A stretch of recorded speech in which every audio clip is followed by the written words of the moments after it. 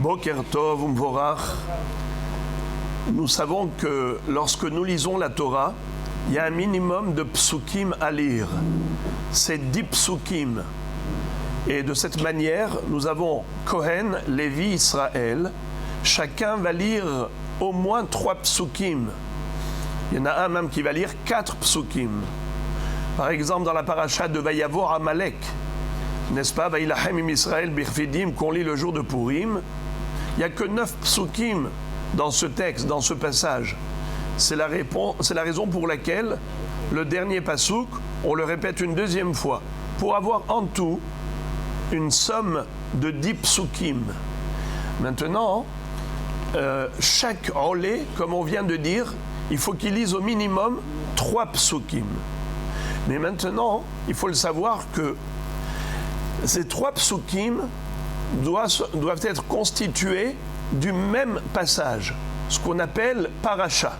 Paracha, ce n'est pas forcément une section hebdomadaire, comme parachat Nasso, parachat Be'alotra.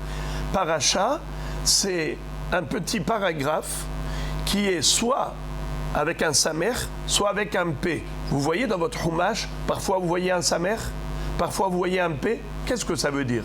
Samer, c'est setuma. P, petuha, ou ouvert ou fermé.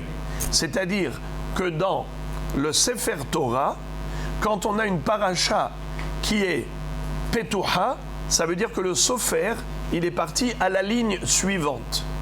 Quand la paracha elle est setuma, c'est que le sofer il est resté dans la même ligne, juste il a marqué un blanc, un écart, un espace blanc entre le passage précédent et le passage suivant. Il a laissé un minimum de 9 lettres. De quoi écrire 9 lettres. Là, vous allez voir dans votre chumash, samer, paracha stuma. Et paracha petuha, c'est que il a été à la ligne d'après. Maintenant, lorsque le lecteur va lire la Torah, il ne faut jamais qu'il s'arrête s'il n'y a pas au moins 3 psukim avant la fin ou 3 psukim après le début. Dès que vous voyez, vous, un samer ou vous voyez un p, vous faites attention à cela. Surtout qu'il ne s'arrête pas juste avant le p ou le samer ou juste après. Il faut qu'il s'arrête au minimum 3 psukim avant ou 3 psukim après. Mais pas 2 psukim ou 1 pasuk. Et pourquoi? C'est comme ça. Et regardez la raison. C'est parce que nous disons que si jamais il y a quelqu'un qui arrive au milieu de la lecture, un retardataire qui est arrivé au milieu de la lecture, imaginez-vous que il voit ce monsieur-là, il commence à lire, après 1 pasuk ou 2 psukim, il commence à lire. Il va se dire, ah, celui qui a lu avant, il a lu juste 1 pasuk ou 2 psukim. Ce qui est faux, car le minimum de lecture, c'est combien? 3 psukim. Bravo.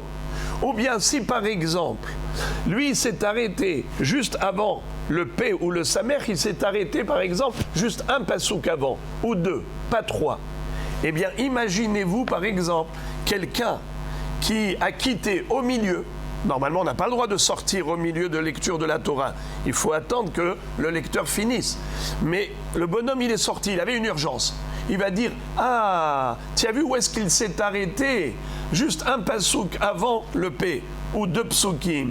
Certainement, celui qui va lire après, il va compléter le passage et il va lire juste 1 pasuk ou 2 psukim. C'est faux. On n'a pas le droit de lire moins de 3 psukim.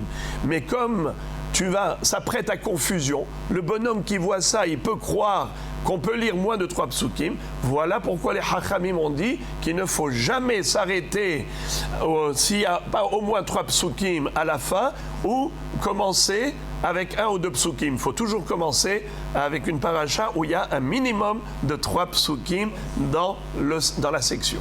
Bruchim tiyu.